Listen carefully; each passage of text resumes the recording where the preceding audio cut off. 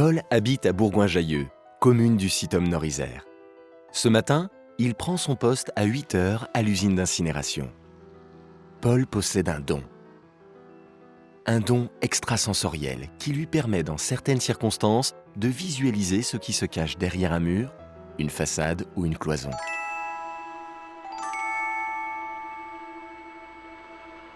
Par exemple, il imagine très bien la cuisine de ses amis à 7 heures matinale. Aujourd'hui, ils partagent le petit déjeuner avec Mathéo, leur petit-fils qu'ils ont éduqué au tri sélectif.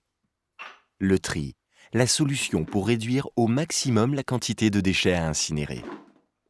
Paul est fier de travailler dans cette usine ultramoderne qui valorise la matière en créant de l'énergie. Lorsque l'ébène arrive à l'usine, la nature et l'origine des déchets sont contrôlées et enregistrées. Les véhicules franchissent un portique de détection de déchets radioactifs. Sur le pont bascule, le conducteur présente son badge d'accès. Direction le vaste hall de déchargement où les bennes peuvent manœuvrer et décharger facilement dans la fosse. Une fosse pouvant contenir jusqu'à 5000 tonnes de déchets. Dans cet espace, l'air est en dépression pour neutraliser odeur et poussière. Certains déchets industriels et encombrants de déchetterie sont broyés avant d'être déchargés dans la fosse. Avant leur incinération, les ordures sont longuement mélangées pour les rendre plus homogènes et faciliter ainsi le fonctionnement des fours. Il y a quelques années, Paul occupait ce poste de responsabilité depuis lequel le pontier manipule et gère les déchets. Aujourd'hui, il fait partie du personnel de service en charge du pilotage des installations techniques. Il surveille de près les écrans de supervision et les caméras de contrôle. Régulièrement, il effectue ses visites de quart. Il nous entraîne d'abord dans le secteur des fours où les ordures sont brûlées. C'est le pontier qui alimente les lignes d'incinération à l'aide d'un grappin. Grâce à son don de voyance exceptionnel, Paul va nous permettre de découvrir les entrailles de l'usine.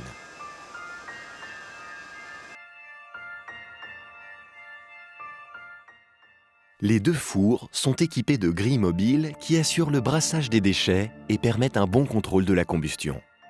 Ils ont une capacité de 11 tonnes par heure et la température avoisine les 1000 degrés Celsius. La combustion des ordures ménagères produit des fumées qui sont d'abord traitées selon un procédé d'épuration semi-humide. Un système de purification qui se réalise en plusieurs étapes dans ces gigantesques installations. Pour fixer les métaux lourds et traiter les polluants organiques, on injecte du charbon actif dans les fumées avant qu'elles ne passent dans un réacteur devant lequel se trouve Paul actuellement. Dans cette enceinte, une turbine pulvérise du lait de chaux en fines gouttelettes pour neutraliser les gaz acides et capter les poussières. Les particules ainsi obtenues se déposent à la base du réacteur.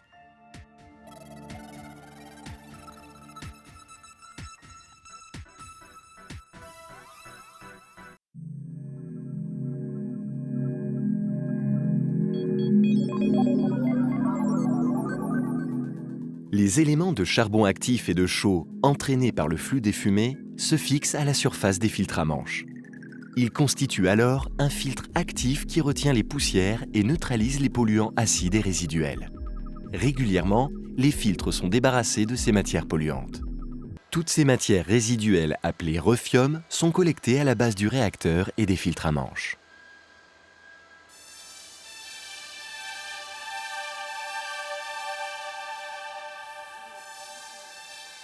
Le reste des fumées subit un traitement par catalyse qui permet de réduire les émissions d'oxyde d'azote.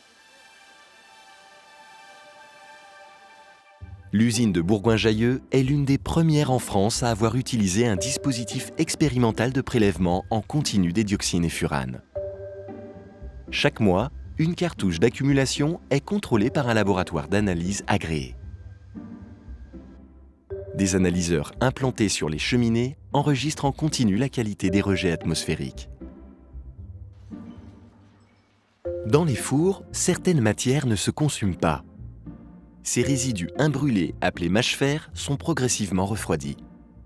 Débarrassés des métaux ferreux, ils sont recyclés en matériaux de sous-couche routière.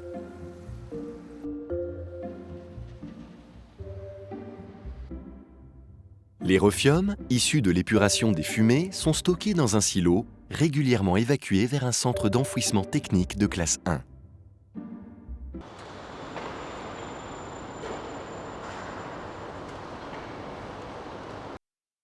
La combustion des ordures ménagères produit une énorme énergie calorique. Les chaudières situées au-dessus des fours utilisent cette chaleur pour fabriquer de la vapeur.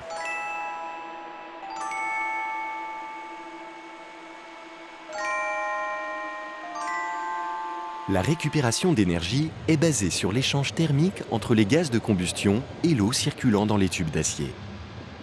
La vapeur ainsi créée est une véritable source d'énergie utilisée dans plusieurs installations de l'usine. Paul va nous les faire découvrir.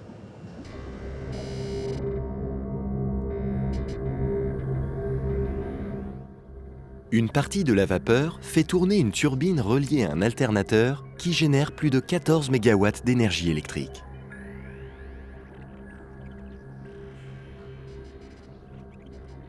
Cette installation produit l'électricité nécessaire au fonctionnement de l'usine, mais pas seulement. L'excédent est revendu à EDF et correspond aux besoins en énergie électrique de près de 23 000 personnes.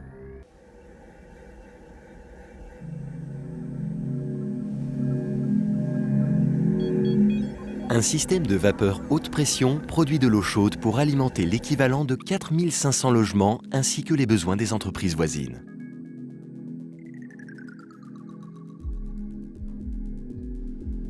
Un autre réseau vapeur alimente une industrie toute proche. En fin de parcours, la vapeur est refroidie dans ces aérocondenseurs. L'eau est réutilisée en circuit fermé dans les chaudières. Des bassins macrophytes épurent par voie biologique les eaux pluviales avant qu'elles ne soient renvoyées au milieu naturel. Paul rentre chez lui serein. Il apprécie de travailler dans cette usine qui est un modèle à ses yeux. Il pense à ses habitants qui profitent d'un chauffage urbain produit grâce aux déchets qui sont valorisés. Bonjour. Bonjour Paul. Il est aussi heureux de constater que les enfants assimilent bien les gestes de tri qui feront d'eux plus tard des citoyens éco-responsables.